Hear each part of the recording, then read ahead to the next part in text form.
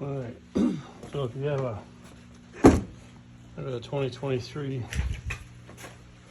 Sportsman 1000 XPS, was getting a funny like squeak to itself, certain RPMs and idling. So I took the cover off here, and you can see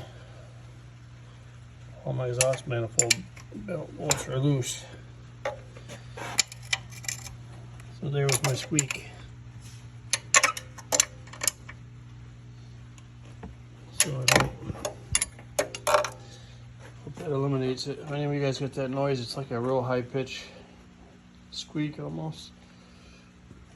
But it does it aggressively more and more, like it gets worse quickly. Let me know if anybody else has had this problem. Thanks.